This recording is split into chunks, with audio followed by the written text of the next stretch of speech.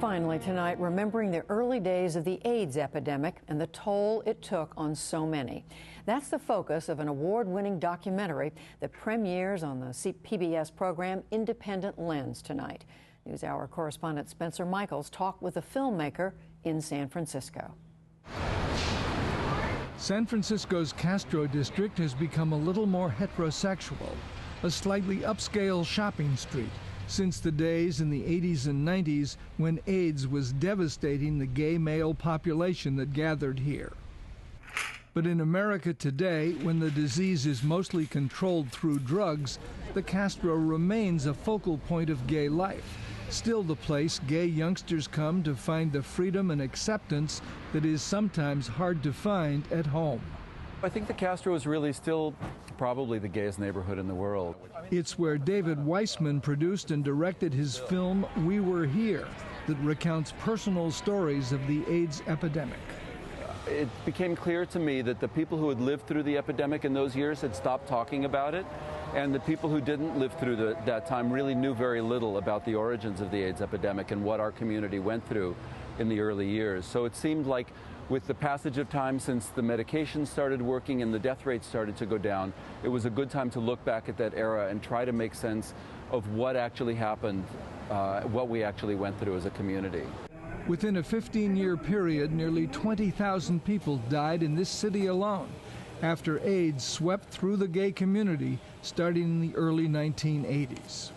Even in the middle of the epidemic, I came back to San Francisco after living in Europe for a year, and I expected Castro Street to have tumbleweeds blowing down it and to be a ghost town.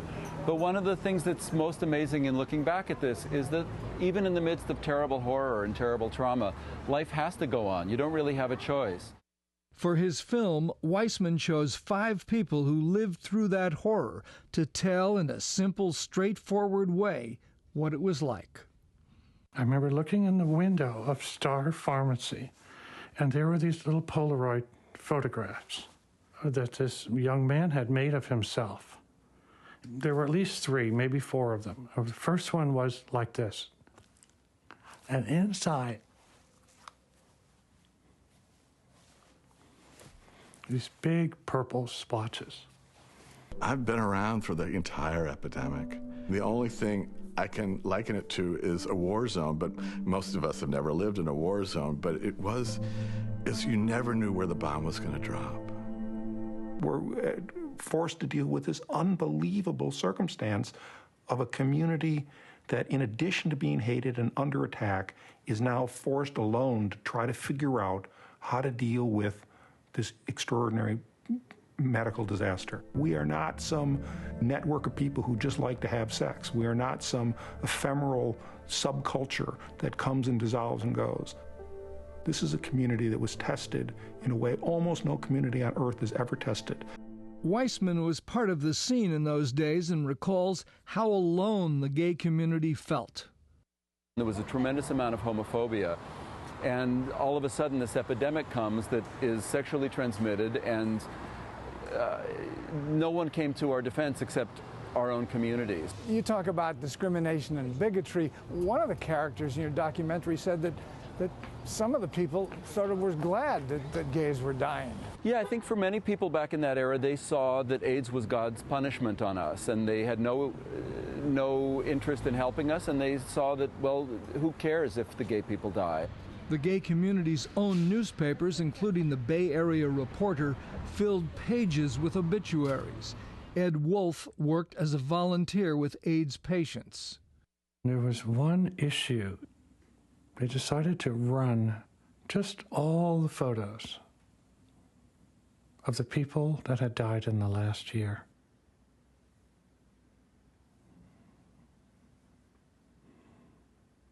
It was just page after page after page after page. And I was stunned by how many of them I knew from working on the unit. And I realized I just couldn't do it anymore. Being the flower man, I was thrown into the middle of it because a lot of people would say, Guy, my friend died, and I don't have enough money to buy flowers, and I need some help. Can you help us?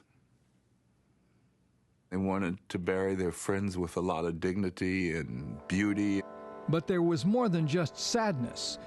Even in the face of death in the hospital, there was community. Every other Sunday, there is a party on Ward 5B. The hostess is a travel agent named Rita Berger, but the nurses and the patients know her as Rita Rocket. She came on an Easter to offer to do an Easter brunch. It went so well, it turned into like she would come on Sundays. Those kinds of experiences produced a sense of camaraderie that persists even today, says Weissman. Nowadays, I'll often walk down the street and I'll recognize a face from that era. And there's a kind of a moment of acknowledgement, whether I know this person or not, that we're survivors, that we were here before and we're here now. And there's not that many of us here, and there's a kind of a very bittersweet feeling when one has that experience on the street. Weissman wants the new generation not to forget what happened. His film premieres on the PBS program Independent Lens this week.